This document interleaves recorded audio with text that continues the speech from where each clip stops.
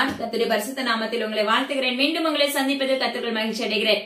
தேவனே கர்த்தர் இன்றும் அவருடைய கால சத்தத்தை நம்மளுக்கு துணிக்க பண்ண போகிறாங்க. நிச்சயமா அது நம்முடைய ஆவிக்குரிய வாழ்க்கைக்கு மிகவும் உகந்த வாசனை உள்ளதா இருக்குன்னு சொல்லி கர்த்தருக்குள்ள விசுவாசிக்கிறேன். ஜெபிக்கலாம். அன்புள்ள ஏசப்பா, மக்கு நன்றி செலுத்துகிறேன் டாடி. பரிசுத்த ஆவியானவரே நன்றியோடு வரவேற்கிறேன், துதிக்கிறேன் சப்பா. அடிய இந்த இடத்துல அப்பிரயோஜனமானவளப்பா, முற்றிலும் உங்க கருத்துல தாழ்த்தி தந்தருகிற எல்லா கணமே தகப்பன், ஜீவனுள்ள தகப்பன் ஒருவருக்கு மாத்திரமே செலுத்துகிறேன். மீட்பர் இயேசு கிறிஸ்துவின் ஜீவனுள்ள அவன் தகப்பனே, ஆமேன். நேற்று தினத்துல தேவனே கர்த்தர் நம்மளை வெளிப்படுத்தின விசேஷம் 21வது அதிகாரத்தை குறிச்சு 1 முதல் 7 வரைக்கும் அழகா கற்றுக் கொடுத்தாங்க. இன்று மீதம் இருக்கிற காரியங்களை நம்மளுக்கு கற்றுக் கொடுக்க போகிறாங்கன்னு சொல்லி கர்த்தர்களை விசுவாசிக்கிறேன். நிச்சயமா இன்று அவர் கற்றுக் கொடுக்கிற காரியம் நம்மளுக்கு மிகவும் பிரயோஜனம் உள்ளதா இருக்குன்னு சொல்லி கர்த்தர்களை விசுவாசிக்கிறேன். தொடர்ச்சியா பாத்தீங்கன்னா ரொம்ப யூஸ்ஃபுல்லா இருக்கும். ஹல்லேலூயா. நம்ம ஒரு நாளை விட்டு இன்னொரு நாளை பார்க்கும்போது நம்மளுக்கு எதுவுமே புரியாது. அதனால கண்டிப்பா நீங்க இதை பாத்தீங்கன்னா, அந்த சத்தியத்தை நீங்க பார்க்க ஆரம்பிச்சீங்கன்னா தொடர்ச்சியா தயவு செஞ்சு பார்க்க ஆரம்பிச்சிருங்க. அத தொடர்ச்சியா 21 நாட்களும் அவர் கொடுக்க போற சத்தியங்கள் ஆவியானவரே பேசுகிற சத்தியம். ஹல்லேலூயா. மாம்சத்தின்படியோ ரத்தத்தின்படியோ அல்ல, ஜீவனுள்ள தகப்பனே நம்மளோட அழகா உறவாடி கொண்டிருக்கிறாங்க. அதனால என்ன பண்ணுங்கன்னா, தொடர்ச்சி இதை பார்க்க ஆரம்பிக்கும் போது, இதை பார்க்கும்போது பாத்தீங்கன்னா வேதத்தையும் எடுத்து நம்ம திறந்து வச்சு பார்க்கணும். வேதத்தை எடுத்து நம்ம திறந்து வச்சு பார்க்கும்போது ஏசப்பா இங்க பேசின காரியத்துக்கும் அங்குள்ள அந்த வசனத்துக்கும் அப்படி ரொம்ப அழகா நம்மளுக்கு இன்னமாக ஈஸியா புரியும். அதனால ரொம்ப அழகா ஏசப்பா நம்மளுக்கு ஈஸியான மெத்தடுக்குள்ள உள்ள என்ன செஞ்சிருவாங்க, அந்த சத்தியத்தை உள்ள அனுப்பி நம்மளுக்குள்ள ஆழமா பதிய வச்சிருவாங்க. பதிய வைக்கிறது மாத்திரமல்ல, ஒவ்வொரு காரியத்திலயும் நம்மள என்ன செய்வாங்க, செயல்பட வைப்பாங்க. ஹல்லேலூயா. ஒவ்வொரு காரியத்தையும் நம்ம இருதயத்துல எது ஏசப்பாக்கு உகந்தது, எது ஏசப்பாக்கு பிரியம் இல்லாதது அப்படிங்கறதெல்லாம் நம்மளுக்கு கற்றுக் கொடுத்து ஒன்றின் ஒன்றாக நம்மளை சுத்திகரித்து வருகிற தகப்பனா இருக்கிறாங்க. ஹல்லேலூயா. பாருங்க, இன்று தேவனுடைய கர்த்தர் யோவானுக்கு காண்பிக்கிற ஒரு காரியம், அதாவது 7 வாதைகளுடைய 7 தூதர்கள் ஒருவன் என்ன செய்யறாரு, அவர் அழைத்து கொண்டு போகிறார். ஆட்டுக்குட்டியானவருடைய மனைவியாகிய மணவாட்டியை உனக்கு காண்பிக்கிறேன்னு சொல்லி என்ன செய்யறாரு, அந்த தூதன் அழைத்து கொண்டு போகிறார். மணவாட்டினா என்ன அர்த்தம் அப்படின்னா, அவருடைய புதிய எருசலேம். ஹல்லேலூயா. அவருடைய ராஜ்யத்துக்குள்ள தங்குகிற பிள்ளைகள். ஹல்லேலூயா. அவருடைய செட்டையின் அடைக்கலத்துக்குள்ள இருக்கிற பிள்ளைகள். ஹல்லேலூயா.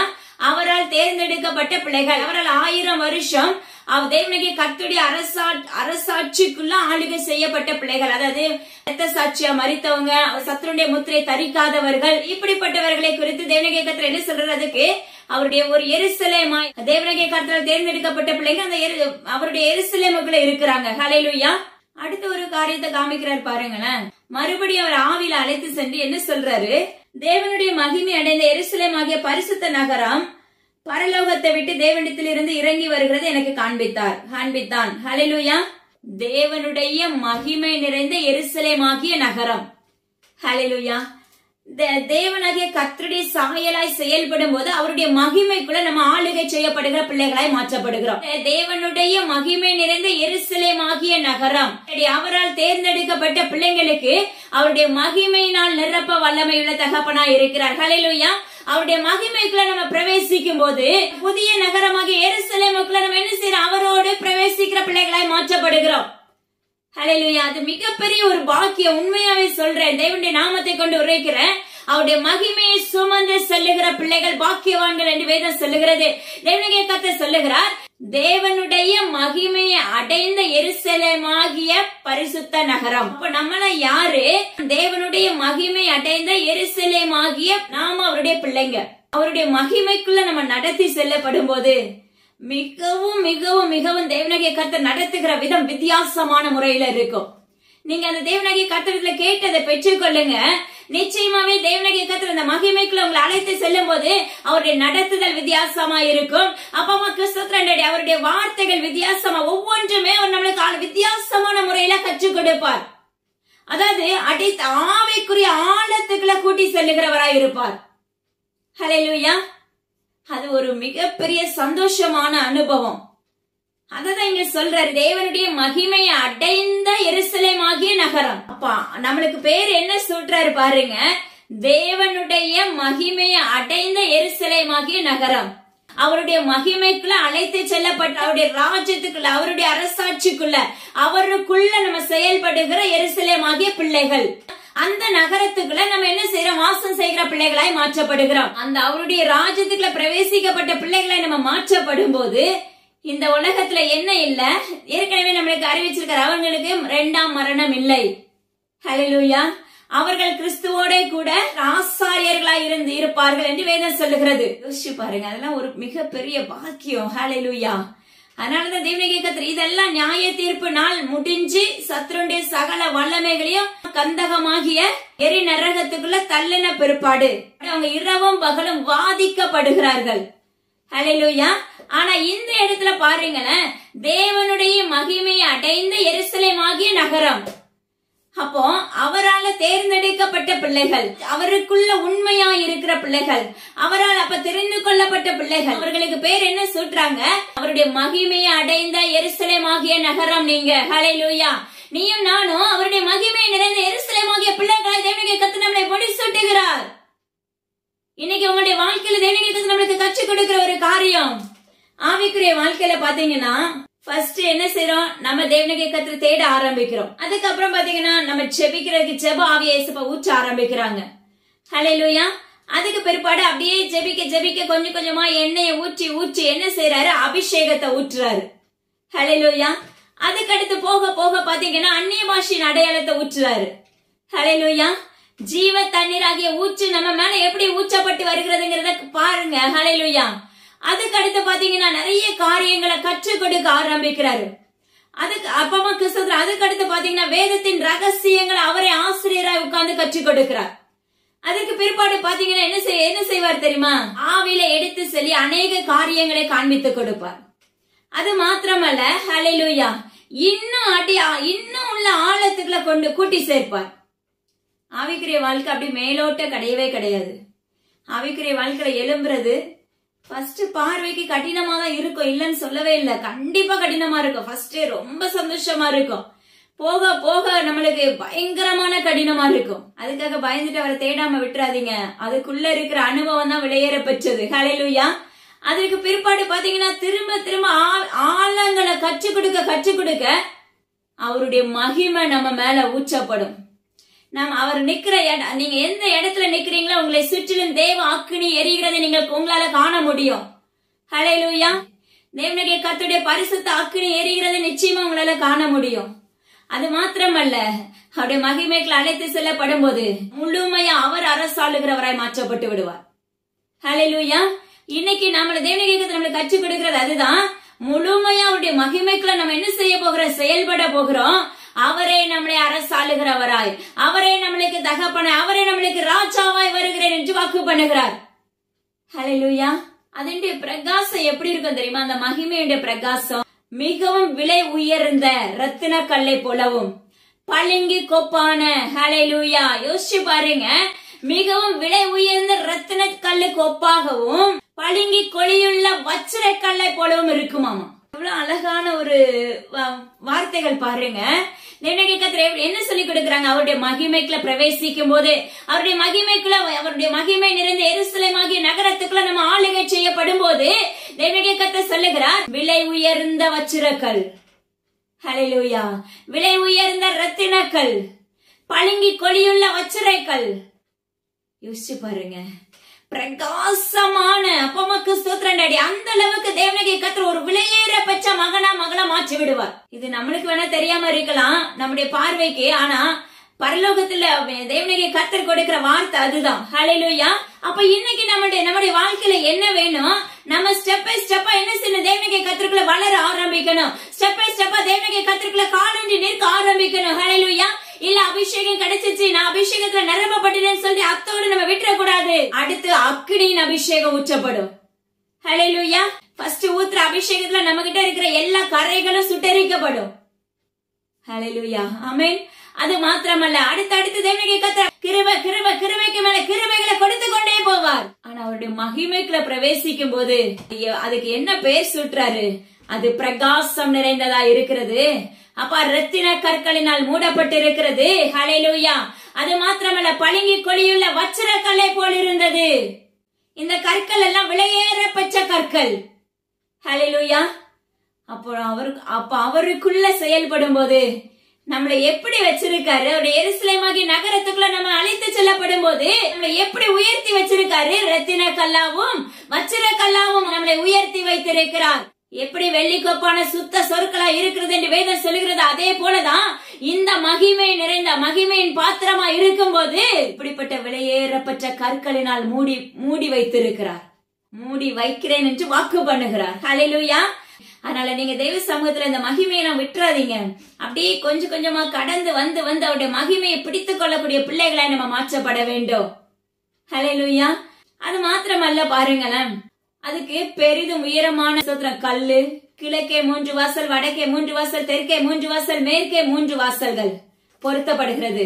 எப்படி தூதன் அளந்தாலும் சரி, உலக பிரகாரம் அளந்தாலும் சரி, எல்லாம் ஈவனா இருக்கும் அப்படின்னு சொல்லி அந்த எருசலேம் எப்படி இருக்குங்கிறத போட்டிருக்காங்க தேவனாகிய கர்த்தர். 19வது வசனத்துல இருந்து 21வது வசனம் வரைக்கும் நீங்க படிச்சீங்கன்னா நிச்சயமா அவர் அது ஒவ்வொன்றுக்கும் ஒவ்வொரு கல்லுனால அவர் கட்டுகிறவராய் இருக்கிறார். ஹல்லேலூயா. தேவனாகிய கர்த்தர் சொல்லுகிறார், இன்று நம்மளையும் என்ன செய்யறாங்க, உருவாக்கி விலையேறப்பட்ட கற்களாய் மாற்றுகிறவராய் இருக்கிறார் என்று வாக்கு பண்ணுகிறார். நம்ம உருவாக்கப்படுகிறது லேசான காரியம் கிடையாது. ஏன்னா நம்முடைய பழைய வாழ்க்கை விட்டுட்டு வருது மிகவும் கடினமான ஒரு காரியம். ஆனா தேவனாகிய கர்த்தர் ஒரு மனிதனையும் மனுஷன் தேர்ந்தெடுத்துட்டே என்றால் அப்ப அதுல இருந்து முழுமையாக பிரித்தெடுக்க வல்லமையுள்ள தகப்பனாய் இருக்கிறார். எப்படி இந்த ஆலயத்தை, இந்த எருசலேம் நகரத்தை கட்டுகிறார்களோ அதே போலதான் தேவனாகிய கர்த்தர் சொல்லுகிறார், உன்னையும் என்னையும் தேவனாகிய கர்த்தர் கட்டுகிறேன் என்று வாக்கு பண்ணுகிறார். எப்படி கட்டுகிறாராமா? அவருடைய ஆவியினால, அவருடைய மகிமையினால, அவருடைய பிரகாசத்தினால, அவருடைய விலையேறப்பட்ட கற்களினால நம்மளை என்ன செய்யறாங்க, அலங்கரிக்கிறார்கள். தேவனாகிய கர்த்தர் எப்படி நம்மளை கட்டுகிறவராய் இருக்கிறாராமா? ஹல்லேலூயா. அவருடைய கற்களினால, அவருடைய வச்சிர கல்லினால. ஹல்லேலூயா. இந்திரநீலம், சந்திரகாந்தம், அது மாத்திரமல்ல, மரகதம், அப்ப கோமேதகம், பதுமராகம், சுவர்ண ரத்தினம், படிக பச்சை, புஷ்பராகம், வைடூரியம், சுனீரம், அப்படியாக தேவனாகிய கர்த்தர் என்ன செய்யறாராமா? நம்மளை அலங்கரிக்கப்பட்ட விளக்காய், அலங்கரிக்கப்பட்ட முத்துக்களா என்ன செய்யறாரு, நம்மளை கட்டுகிறவராய் இருக்கிறார். அது மாத்திரமல்ல, இப்படிப்பட்ட ஒவ்வொரு கிருபைகளையும் நம்மளுக்கு ஊற்றுகிறவராய் இருக்கிறார்.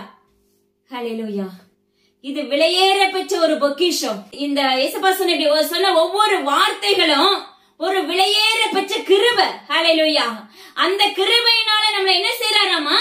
அவருக்குள்ள, அவர் எருசலேமாகிய நகரத்துக்குள்ள, மகிமை நிறைந்த அவருடைய நகரத்துக்குள்ள நம்மளை என்ன செய்யறாங்க, இணைத்து கட்டுகிறவராய் செயல்படுகிறார். ஹல்லேலூயா. அதனால தேவனாகிய கர்த்தர் நம்மளை தெரிந்தெடுத்து அவருக்குள்ள வழி நடத்தி, நிறைய அவருடைய சிலுவை தூக்கிட்டு போகும்போது பாடுகள் இருக்கும், கண்ணீர், வேதனை, துக்கம் எல்லாமே இருக்கும், தொண்டை அப்படி அடைக்கும். ஹல்லேலூயா. ஆனா அதுக்கு பிற்பாடு அதெல்லாம் தாண்டி போக மேற்கொண்டு போக எலும்ப தேவனாகிய கர்த்தர் நம்மளை நடத்துகிற விதம் எப்படி இருக்கும் தெரியுமா? ரொம்ப அழகா அவருடைய கற்களினால நம்மளை நிரப்பி, எல்லாம் விலையேறப்பட்ட கற்கள், விலையேறப்பட்ட கிருபைகளை நம்மளுக்குள்ள கொடுத்து, வரங்களை தேவனாகிய கர்த்தரிடத்துல ஒரு நாள் நீங்க கேட்காதீங்க. அப்ப உங்க விருப்பத்தின்படி நடத்துங்கன்னு சொல்லுங்க. அவருடைய கிருபையினால அலங்கரிக்கப்பட்ட பிள்ளைகளாய் நம்மளை என்ன செய்கிறாரு, மகிமை நிறைந்த எருசலேமாகிய நகரமாக கட்டுகிறார். இதுக்கு நம்ம பாக்கியவான்களாக மாற்றப்பட வேண்டும் என்று என் தேவனாகிய கர்த்தர் விண்ணப்பிக்கிறார். அந்த இடத்துல பெருமை நம்மளுக்குள்ள வராது. ஹல்லேலூயா. அந்த இடத்துல எதையுமே நம்மளால யோசிக்க முடியாது. தேவனாகிய கர்த்தருடைய ராஜ்யத்துக்குள்ள பிரவேசிக்கப்பட்டுட்டு அப்ப மிகவும் மகிழ்ந்து கலிகூறக்கூடிய ஒரு காரியங்கள் தாங்க நடைபெறும். 12 வாசல்களும் எப்படி இருந்துச்சு ஆமானா, 12 வாசல்களும் 12 முத்துக்களாய் இருந்தன.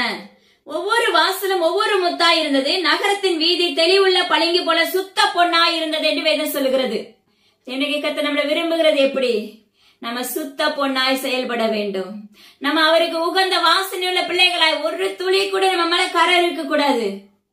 அப்ப நம்ம எப்படி இருக்கணும்? சுத்த பொன்னாய், சுத்த இருதயம் உள்ளவர்களாய் நம்ம மாற்றப்படும் போது தேவனாகிய கர்த்தர் இப்படிப்பட்ட மகிமையினால நம்மளை நிரப்பி, அவருடைய கற்களினால நம்மளை அலங்கரிக்க வல்லமையுள்ள தகப்பன். ஹல்லேலூயா. அவருடைய எருசலேமாகிய நகரத்துக்குள்ள நம்ம என்ன செய்யப்படுகிறோம்? உள்ள பிரவேசிக்கிறோம். அதுக்குள்ள நம்மளை பிரவேசிப்பதற்காக நம்மளை தேர்ந்தெடுத்துட்டாரு. ஹல்லேலூயா. நியாய தீர்ப்பு நம்மள அழகா பிரித்தெடுத்து என்ன செஞ்சுட்டாரு? அவருக்குள்ள கொண்டு வர ஆரம்பித்து விட்டார். ஹல்லேலூயா. பாருங்க, அடுத்த தேவனாகிய கர்த்தர் நம்மளுக்கு கற்றுக் கொடுக்கிற ஒரு காரியம் பாருங்க. அந்த இடத்துல யோவானுக்கு மறுபடியும் காண்பிக்கிறார். அதாவது அந்த இடத்துல தேவாலயத்தை நான் காணவில்லை, சர்வ வல்லமுள்ள தேவனாகிய கர்த்தரை என்ன செய்யறார்? ஆட்டுக்குட்டியான ஒரு கர்த்தருமே அங்க ஆலயமாயிருக்கிறார். நம்ம நினைக்கிறோம் ஒரு சபை கூடுக கண்டிப்பா வேணும், நம்ம ஆலயம் கண்டிப்பா கட்டப்படணும், அப்படிலாம் நம்ம யோசிக்கிறோம் கண்டிப்பா. ஆனா தேவனாகிய கர்த்தர் சொல்லுகிறார், அந்த இடத்துல அவர் எப்படி இருக்காராமா? சர்வ வல்லமையுள்ள கர்த்தரும் ஆட்டுக்குட்டியானவருமே அங்கு ஆலயமாயிருக்கிறார். இன்னைக்கு உனக்கும் எனக்கும் ஆலயம் ஜீவனுள்ள தகப்பன். ஹல்லேலூயா. இருதயமாகிய ஆலயம் பரிசுத்தமா செயல்பட்டுச்சுன்னா நம்மளுக்கு இருக்கிற தகப்பன் யாரு? அவர்தான் நம்முடைய ஆலயம். அந்த ஆலயத்தை நம்ம என்ன செய்திடக்கூடாது? அந்த ஆலயத்துல திரும்ப திரும்ப நம்ம முள்முடிய சூட்டிடக்கூடாது. அந்த ஆலயத்தை நம்ம காயப்படுத்திடக்கூடாது. அந்த ஆலயத்தை நம்ம துக்கத்துக்குள்ள தள்ளினாமே என்றால் நாமளும் துக்கங்களை அனுபவிக்க வேண்டிய சூழ்நிலை வரும். ஆனா இந்த இடத்துல சொல்றாரு, கர்த்தரும் ஆட்டுக்குட்டியானவருமே அந்த ஆலயம். எத்தனை பேர் விசுவாசிக்கிறீங்களோ? நிச்சயமா தேவனாகிய கர்த்தர் தான் நம்மளுக்கு ஆலயம். ஹல்லேலூயா. அது மாத்திரமல்ல, பாருங்களேன், மறுபடியும் ஒரு காரியங்களை கற்றுக் கொடுப்பாங்க. பாருங்க, நகரத்துக்கு வெளிச்சம் கொடுப்பதற்கு சூரியனை சந்திரன் அங்க தேவையில்லை. ஹல்லேலூயா. யோசிச்சு பாருங்க, அந்த எருசலேமா இருக்கிற பிள்ளைகளுக்கு, மகிமையினால நிரப்பப்பட்ட பிள்ளைகளுக்கு வெளிச்சம் தேவையில்லை. ஹல்லேலூயா. சூரியனுடைய வெளிச்சமும் நம்மளுக்கு வேண்டாம், சந்திரனுடைய வெளிச்சமும் வேண்டாம். தேவனுடைய மகிமையே அதை பிரகாசித்தது. ஆட்டுக்குட்டியானவரே அதுக்கு வெளிச்சம். ஹல்லேலூயா. யோசிச்சு பாருங்க, நம்மளுக்கு வெளிச்சம் சூரியன் கொடுத்தாதான் வெளிச்சம், சந்திரன் கொடுத்தாதான் வெளிச்சம் சொல்லி இன்னைக்கு நினைக்கிறோம். ஆனா ஜீவனுள்ள தகப்பனுக்குள்ள செயல்பட்டுட்டா, மகிமையினால நம்ம மூடப்பட்டுட்டோம்னா, தேவனாகிய கர்த்தர் சொல்லுகிற அடுத்து அவருடைய மகிமையை நம்மளை பிரகாசிப்பிக்கும். அவருடைய மகிமையை நம்மளை என்ன செய்யுமா? மூடிக்கொள்ளுமா. அதுவே பிரகாசம் நிறைந்த வெளிச்சமா இருக்கும். ஆட்டுக்குட்டியானவரே நம்மளுக்கு விளக்கு என்று சொல்லப்படுகிறது. ஒன்னே ஒண்ணு தேவனாகிய கர்த்தர் நம்மளுக்கு இதுல கற்றுக் கொடுக்கிறது என்ன தெரியுமா? நம்முடைய வாழ்க்கையில எல்லாமே ஜீவனுள்ள தேவனாகிய கர்த்தர், எல்லாமே நம்முடைய தகப்பன். அப்ப உயிருள்ள தகப்பன் மட்டும்தான். ஹல்லேலூயா. மகிமையும் அவர்தான், அப்ப ஆலயமும் அவர்தான். அப்ப வெளிச்சம், அப்ப உலக பிரகாரமான வெளிச்சம் நம்மளுக்கு தேவையில்லை. அவருடைய மகிமையே நம்மளை என்ன செய்யும்? பிரகாசிப்பிக்கிற மெய்யான ஒளியா இருக்கிறது. அது மாத்திரமல்ல, ஆட்டுக்குட்டியானவரே அதற்கு வெளிச்சமா இருக்கிறார். இன்னைக்கு உனக்கும் எனக்கு தேவனாகிய கர்த்தர் என்ன செய்யறார்? மகிமையினால நிரப்பி அவருடைய பிரகாசத்தினால நம்மளை மூடி அவரை நம்மளுக்கு வெளிச்சம் கொடுக்கிற தகப்பனாய் இருக்கிறார். அப்ப நம்முடைய ஆத்மா எப்படி இருக்கணும்? வெண் வஸ்திரம், தேவனாகிய கர்த்தருடைய வஸ்திரத்தை உடுத்தினவர்களாய் மாற்றப்பட வேண்டும்.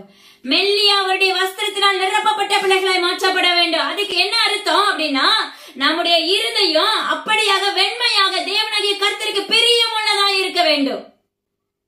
இவ்வளவு சூப்பரா அழகா தேவனாகிய கர்த்தர் ஒரு சூப்பர்மேன். உண்மையாவே சொல்றேன், அவர் நம்மளுக்கு வாக்கு போட பாருங்க, அவரே சூரியனாய் வருவேன், அவரே முதுகெலும்பாய் வருவேன்னு சொல்லுவாரு.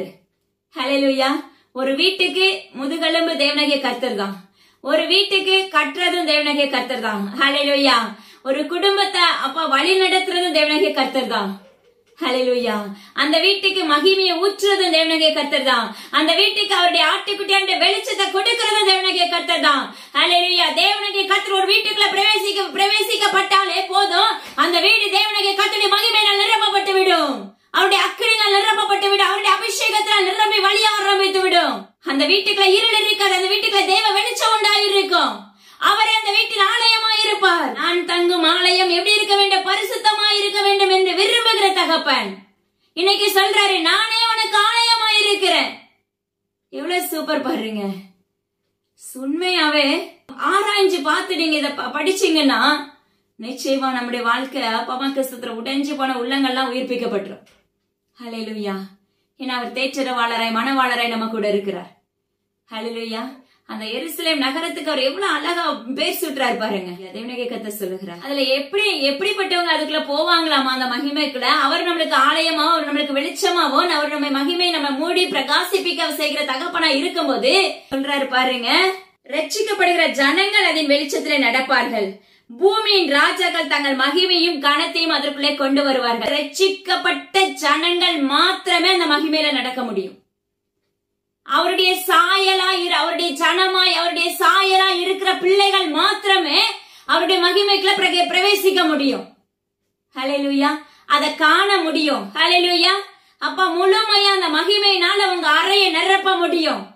ஹல்லேலூயா. உங்களுக்கு நிச்சயமாகவே நஸ்ரனாகிய இயேசு கிறிஸ்துவின் அதிகாரமுள்ள நாமத்தை கொண்டு கட்டளையிட்டு தேவனாகிய கர்த்தர் உரைக்கிறார். அவருடைய மகிமை விலையேற பெற்ற முத்து. ஹல்லேலூயா. அவரே நம்மளுக்கு வெளிச்சம், அவரே நம்மளுக்கு ஆலயம். ஆனா அதுலயும் ரட்சிக்கப்பட்டவர்களுக்கு மாத்திரமே என்ன செய்ய முடியும்? அதுல பிரவேசிக்க முடியும். ஆராய்ந்து பாருங்க. அடுத்த ஒரு காரியம் சொல்லி கொடுப்பார் பாருங்க. அங்க ராக்காலம் இல்லாதபடியால் அதன் வாசல்கள் பகலில் அடைக்கப்படுவதே இல்லை. ஹல்லேலூயா. நம்மளுக்கு ஏசப்பா நேற்று இதுல முந்தைய நாள்ல இதை கற்றுக் கொடுத்தாங்க. பாத்தீங்கன்னா அவருடைய ராஜ்யத்துக்குள்ள பிரவேசிக்கிற பிள்ளைகளுக்கு ராக்காலம் இராது, எப்பவுமே ஒரே போல இருக்கும். இரவும் பகலும் ஒரே மாதிரி இருக்கும். ஹல்லேலூயா.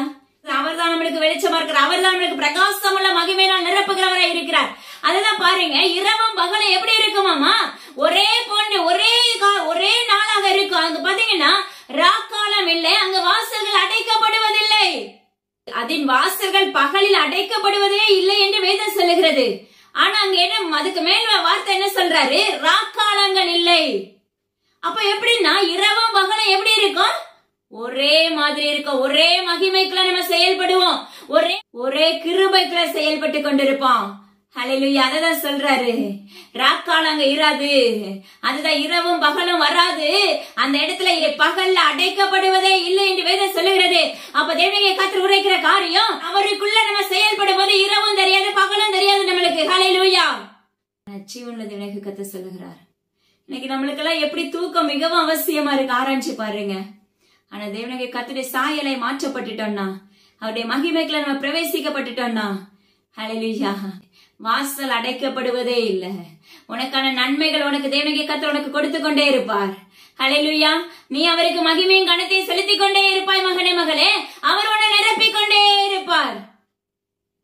சகலத்தையும் புதிதாக்குகிறவராய் உன்னோடு வந்து கொண்டே இருப்பார், உன்னோடும் என்னோடும். ஹல்லேலூயா.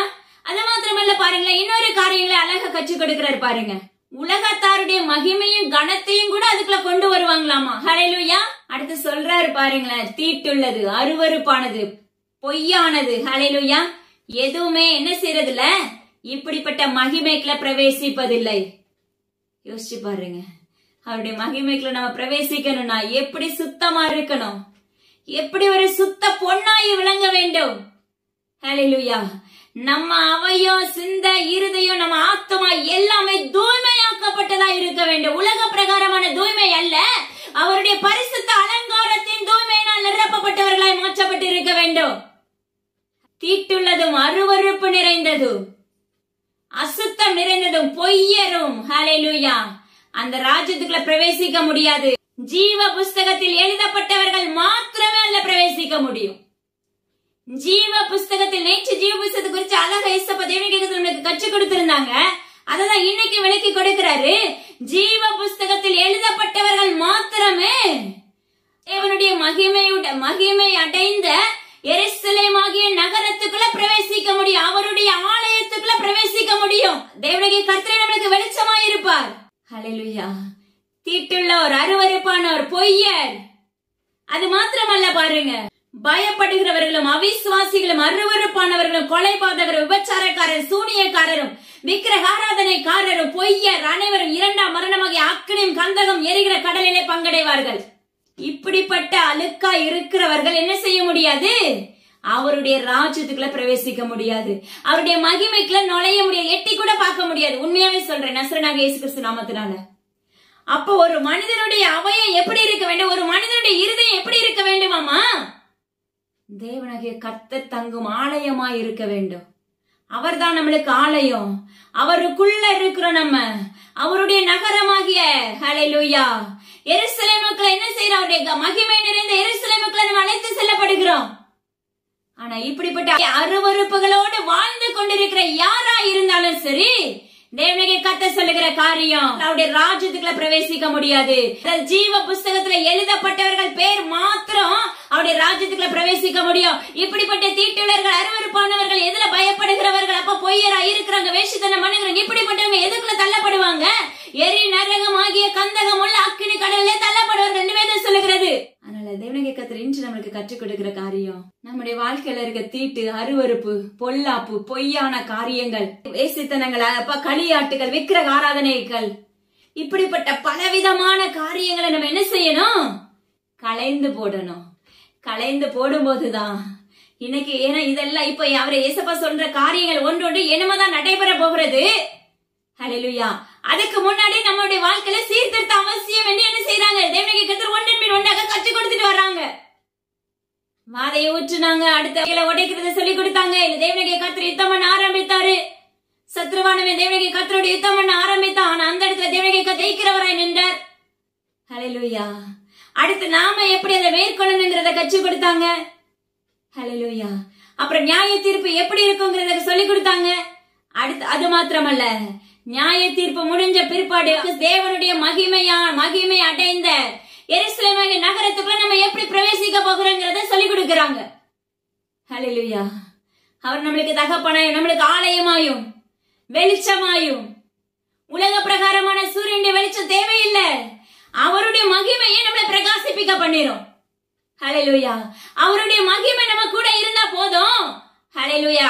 ஜீவனுள்ள தேவனுடைய கர்த்தர் நம்ம கூட இருக்கிறாருங்கிறத நிச்சயமா நம்மளால உணர முடியும். உண்மையாவே ரொம்ப ரொம்ப சூப்பர்மான் தேவனுடைய கர்த்தர். நேத்து சொன்னார்ல, நான் அவர்களுக்கு தேவனாய் இருக்கிறேன், அவர்கள் எனக்கு குமாரனாக குமாரத்தியாக இருக்கிறார்கள் என்று வாக்கு பண்ணார். இன்னைக்கு நம்மளுக்கு அவர் தேவனாய் இருக்கிறார். நீயும் நான் அவருக்கு குமாரனும் குமாரத்தியாக செயல்பட்டு கொண்டிருக்கிறோம். அப்படி செயல்படும் போதுதான், ரட்சிப்பு கேட்ட வஸ்திரம் நம்ம மேல உடுத்தப்படும் போதுதான் ஒன்றன் மீன் ஒன்றாக மகிமைக்குள்ள நம்மளால பிரவேசிக்க முடியும். அதுவும் கர்த்தர் தான் அந்த மகிமை ஊற்றுவாரு. ஹல்லேலூயா. அந்த மகிமைக்குள்ள காண இருக்கிற காரியங்கள் இருக்கு பாருங்களேன், பயங்கரமான காரியங்கள் எல்லாம் கற்றுக் கொடுப்பார். அந்த அனுபவத்துக்குள்ள வாங்க. ஹல்லேலூயா. நிச்சயமா அந்த அனுபவம் மிகவும் மிகவும் பயங்கரமா இருக்கும்.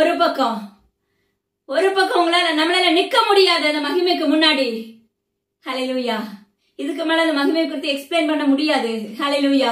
அதை குறித்து தேவனுடைய கர்த்தர் நம்மளுக்கு மீண்டும் ஒரு நாட்கள்ல நம்மளுக்கு அழகா விவரித்து கற்றுக் கொடுப்பாங்க. ஆனா இங்க சொல்றாரு, அவருக்குள்ள அவருடைய நகரத்துக்குள்ள நம்ம செயல்படும் போது, அவருடைய பரலோக ராஜ்யத்துக்குள்ள இருந்து அவருடைய எருசலேமாகிய அவருடைய நகரத்துக்குள்ள நம்ம செயல்படும் போது நம்முடைய வாழ்க்கை மிகவும் சந்தோஷமானதா இருக்கு. கேள்விக்குறி இருக்காது, துக்கம் இருக்காது, மரணம் இருக்காது, பஞ்சம் இருக்காது, பசி பட்டினி எதுவுமே இருக்காது.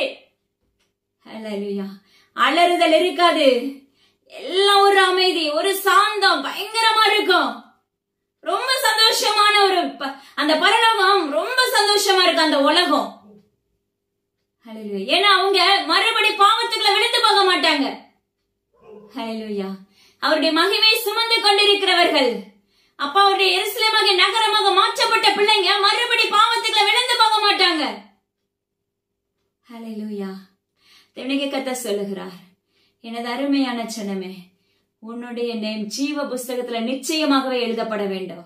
நீங்க யாரா இருந்தாலும் சரி, ஆசாரியர்களா இருக்கலாம், தீர்க்கதரிசிகளா இருக்கலாம், லேவியராக இருக்கலாம், அப்ப விசுவாசிகளா இருக்கலாம், கிறிஸ்தவ பிள்ளைகளா இருக்கலாம், பிரஜாதிகளா இருக்கலாம், யாரா இருந்தாலும் சரி, கர்த்தர் சொல்லுகிற காரியம், ஜீவ புஸ்தகத்துல உன்னுடைய நேம் எழுதப்பட்டால் மாத்திரமே தேவனாகிய கர்த்தருடைய ராஜ்யத்துக்குள்ள பிரவேசிக்க முடியும், அவருடைய மகிமைக்குள்ள பிரவேசிக்க முடியும், அவருடைய ஆளுகைக்குள்ள செயல்பட முடியும். அவர் நம்மளுக்கு தகப்பனாய் நம்மளுக்கு ஆலயமாக செயல்படுத்துகிற பிரகாசம் நிறைந்த தேவனாகிய கர்த்தர். அவர்கிட்ட இருக்கிற அந்த மகிமையின் பிரகாசம் பயங்கரமான வெளிச்சம். உனக்கு வெளிச்சம் உலக பிரகாரமான லைட் தேவையில்லை. அதுக்குள்ள அனுபவத்துக்குள்ள வாங்க. உண்மையாவே ரொம்ப ரொம்ப அதிசயமான காரியங்களை கற்றுக் கொடுக்க ஆரம்பித்து விடுவார். ஹல்லேலூயா. ஜீவனுள்ள தேவனை கர்த்தர் சொல்லுகிற காரியம், உங்களுடைய நேம் ஜீவ புஸ்தகத்தில் எழுதுவதற்காக நீங்க ஆயத்தமுள்ள பிள்ளைகளா மாறுங்க. ஏன்னா அவருடைய இனி காலம் செல்லாது. அவருடைய வருகிற நாட்களுக்குள்ள நாம் ஆயத்தமாக்கப்பட்ட ஸ்திரீகளாகவும் மகன்களாகவும் புத்தியுள்ள பிள்ளைகளாக நம்ம செயல்பட வேண்டும். ஹல்லேலூயா. அந்த நம்ம தேவனாகிய கர்த்தருக்கு விரோத அருவருப்பான காரியங்களை செய்கிறவர்களுக்கு நிச்சயமா கந்தகமாகிய எரி நரகம் அக்கினி கடல் உண்டு. கர்த்தர் சொல்லுகிறார், அதுக்கு முன்னாகவே என்ன செய்யுங்க, உங்களை தேவனாகிய கர்த்தருடைய ராஜ்யத்துக்கு ஏற்ற பிள்ளைகளை மாற்றிக்கொள்ளுங்க என்று தேவனாகிய கர்த்தர் விண்ணப்பிக்கிறார். நம்ம அவருடைய மகிமைக்குள்ள பிரவேசிக்கணும்னா நம்ம சரீரம், நம்ம ஆத்மா, சிந்தை, இருதயம் எல்லாமே சுத்தமா இருக்க வேண்டும், சுத்த பொண்ணா இருக்க வேண்டும். அதுல கலப்படம் இருக்க கூடாது. இப்ப ஒரு தங்கத்துல நம்ம ஒரு பொருள் செய்யறாங்க, கம்மல ஒரு ரிங்க ஏதோ ஒண்ணு செய்யறாங்கன்னு வச்சுக்கோங்களேன். இது ஓமையா கற்றுக் கொடுக்கிறார். அதுல கொஞ்சம் அப்படியே ஃபுல்லா தங்கமா போட்டு செய்ய மாட்டாங்க. கண்டிப்பா அதுல கொஞ்சம் கொஞ்சம் மிங்கில் இருக்கும். செம்பு சேர்ப்பாங்க, என்னெல்லாமோ அது கூட ஆட் பண்ணுவாங்க. ஹல்லேலூயா. அப்ப பாத்தீங்கன்னா அதெல்லாம் இணைஞ்சுதான் ஒரு பொருளா உருவாக்கப்படுது. ஆனா தேவனாகிய கர்த்தருடைய ஜீவ புஸ்தகத்துல எழுதப்படுவதற்கு நாம எப்படி இருக்கணும் தெரியுமா? இப்படி அப்ப உலக பிரகாரமான தங்கத்துக்குள்ள மெங்கிலாக்கப்பட்டது போல நம்ம மெங்கிலாக்கப்பட்டிருந்தோம்னா, ஒரு பாவத்தை விட்டு ஒரு பாவத்தை மூடி மறைச்சு அவரை தேடிக்கொண்டே இருப்பமே என்றால் வாழ்க்கையில ஜெயமெடுக்க முடியாது. அதை கர்த்தர் சொல்லுகிறார். நான் ஒரு அப்பமா உலக பிரகாரமான ஆபரணங்கள் செய்வதை காட்டிலும் நீ எப்படி இருக்க வேண்டும்? சுத்த பொண்ணாய், அவருடைய ஆவிக்குரிய வஸ்திரம் உடுத்தின பிள்ளைகளாய், அவருக்குள்ள அவருக்கென்றே நீங்க சேவை செய்கிற, அவருக்கென்றே நீங்க எழும்பணும். தேவனாகிய நீங்க அவதான் உபவாசம் போடுறது, உங்களுக்கு அளவா உபவாசம் போடுகிறீர்கள். இன்னைக்கு உங்க தேவனாகிய கர்த்தருக்கென்று உங்களால போட முடியுது. ஆராய்ந்து பாருங்க. குடிக்கிறது எல்லாமே யாருக்காக? உங்களுக்கு, உங்க பிள்ளைகளுக்காக. கர்த்தர் அதான் சொல்றாரு. அவருக்காக உங்களால நிக்க முடியுமா? ஆராய்ச்சி பாருங்க. அவருக்காக நிக்கிறதுனா என்ன அர்த்தம்? அவருக்காக ஊழியம் செய்யறோம் அப்படின்னு நினைக்கிறீங்க. அது இல்ல. ஹல்லேலூயா. முழு இருதயமும் என் ஜீவனோட தகப்பனுக்குள்ள நிக்கணும். அவர் என்ன சொல்றது அப்படியே கேட்கணும். அவருக்காக உபவாசம் போடணும். அவருக்காகவே வாழணும். இன்னைக்கு ஒரு கணவன் மனைவி புதுசாக திருமணமான புதுசுல சொல்லுவாங்க, நான் உனக்காக வாழ்றேன், நீ எனக்காக வாழு. ஹல்லேலூயா. இப்படிலாம் அப்பா அம்மாக்கு சொல்ற. ஆனா இந்த இடத்துல உலக பிரகாரமான மனவாளன் மனவாட்டியமாக அல்ல. கர்த்தர் விரும்புகிற காரியம் ஜீவனுள்ள தேவனுடைய கர்த்தருடைய இருதயமும் உன்னுடைய இருதயம், இருவருடைய இருதயம் எப்படி இருக்கணும்? ஒரே சாயலாய், ஒரே அபிஷேகம், ஒத்த அபிஷேகம் உடையலாய் செயல்பட வேண்டும். அப்படி இருக்கும்போதுதான் படிப்படியா என்ன செய்வாரு? நம்மளை அழைச்சிட்டு போய் ஒவ்வொரு காரியத்தையா கற்றுக் கொடுத்து ஒவ்வொரு கிருபைகளையா ஊற்றி அவருடைய மகிமைக்குள்ள நிரப்புவார். ஹல்லேலூயா. அதுல அருமையான பிள்ளைகளே, ஜீவன்ல தேவனுடைய கர்த்தர் நம்மளுக்கு ரொம்ப தெளிவா ஒரு குழந்தைக்கு சொல்லி கொடுக்கிற மாதிரி சொல்லி கொடுத்துட்டு இருக்காரு. ஹல்லேலூயா. காதுள்ளவங்க தான் கேட்கப்படும். அதுவும் அதை விட தெரிந்து கொள்ளப்பட்டவங்களுக்கு மாத்திரம்தான் சத்தியம் முழுமையாக்கப்படும். ஆனாலும் இதை கேட்கும் போது உங்களுடைய இருதயம் எப்படி இருக்கு தெரியுமா? வைராக்கியம் எழும்புது. கேட்டு முடிச்சதுக்கு அப்புறம் கொஞ்ச நேரத்துல என்ன ஆயிடுது? மறுபடியும் உலகத்தை நோக்கி ஓடுகிறவர்களா இருக்கிற எனது அருமையான ஜனமே, தேவனுடைய கர்த்தர் உரைக்கிறார், மறுபடி நீ உலகத்தை உற்று பார்க்கிற மகளை செயல்பட்டாயானால் நீ தேவனுடைய கர்த்தருடைய வருகை வரும்போது எந்த இடத்துல நினையாத வேலையில அவருடைய வருகை வரும். அந்த வேலையில நீ ராஜ்யத்துக்குள்ள பிரவேசிக்கிற பிள்ளையா மாற்றப்பட முடியுமா? அவருடைய மகிமை நிறைந்த எருசலேம் நகரத்துக்குள்ள உன்னால் அழைத்து தேவனுடைய கர்த்தருடைய அழைத்து செல்லப்பட முடியுமா? இல்ல அக்கினி கடல் கடந்த எரிநகரத்துக்குள்ள தள்ளப்படுவாயா என்பதை ஆராய்ந்து பாருங்க. தேவனுடைய கர்த்தர் விண்ணப்பிக்கிறார். ஹல்லேலூயா. நாம அவருடைய ஜனமா இருக்கணும். ஹல்லேலூயா. நாம அவருடைய ஜனமா இருக்கும்போது அவர் நம்மளுக்கு சகலத்தையும் புதிதாக்குகிறவராய் செயல்படுகிறார். எல்லா கனமுச்சி உள்ள தேவனுடைய கர்த்தர் ஒருவருக்கே செலுத்துகிறேன் சப்பா. அடி இந்த இடத்துல பிரயோஜனமானவளப்பா. அப்பா அம்மாக்கு ஸ்தோத்திரம் டாடி. நீரே அசைவாடு நீர் உமக்கு நன்றி. அப்பா உங்க நாமத்தினால இசப்பா கேட்கிற யாருடைய இருதயங்களை விழுந்து போகாதபடி எழும்பி பிரகாசிக்கிற விளக்காக மாற்றுங்க. உங்க மகிமையை சுதந்திரித்துக் கொள்ளக்கூடிய பிள்ளைகளாய் மாற்றிக்கொள்ளுங்க இசப்பா. எல்லா கனமும் ஜீவன தகப்பன் ஒருவருக்கே செலுத்துக்கிறேன். அடி இந்த இடத்துல பிரயோஜனமானவர் கர்த்தாவே. உங்க கரத்துல தாழ்த்தி தந்தல்கிற மீட்பர் இயேசு கிறிஸ்துவின் ஜீவனுள்ள தகப்பனே. ஆமென். கேட்ட மாதத்துல விட்டு விடாங்க. நான் தொடர்ச்சி இதை சொல்லிட்டே தான் வரேன். எனக்கு கத்த சொல்லுகிறார், மற்றவங்களுக்கு ஷேர் பண்ணுங்க. அதுவே ஒரு உகந்த ஊழியம், அது தெரியுமா? ஹல்லேலூயா. அதனால கண்டிப்பா மற்றவங்களுக்கு ஷேர் பண்ண மறந்துடாதீங்க. நீங்க பெற்ற அனுபவத்தை மற்றவங்கள ஒரு 10 பேர் பார்த்தா கூட ஒரு இருதயமாவது முழுமையாக்கப்படுது எனக்கு கத்திற்குள்ள. ஹல்லேலூயா. அந்த வாஞ்சியோட நீங்க அனுப்ப ஆரம்பிங்க. அது அவங்களுக்காக ஜெபிச்சுட்டு, இத்தனை பேருக்கு அனுப்புறேன்ப்பா, அந்த ஆத்மாக்கள் உயிர்ப்பிக்கப்படட்டும்னு சொல்லி ஜெபிச்சுட்டு அனுப்புங்க. நிச்சயமா கர்த்தர் கிரியை செய்வார். ஹல்லேலூயா. அது மாத்திரமல்ல, இயேசுவின் எல்லா ஊழியங்களுக்காகவும் தன்னுடைய குடும்பங்களுக்காகவும் தொடர்ந்து ஜெபித்துக் கொள்ளுங்க. குடும்ப ஜெபம் மிகவும் அவசியமான ஒன்று. இதனுடைய தேவனுடைய கர்த்தர் மீண்டும் அடுத்த காரியங்களை அப்பா அம்மாக்கு ஸ்தோத்திரேசப்பா. இதனுடைய தொடர்ச்சி நம்மளுக்கு நாளைய தினத்துல கற்றுக் கொடுப்பாங்கன்னு சொல்லி கர்த்தருக்குள்ள விசுவாசிக்கிறேன். தேங்க்யூ. God bless you.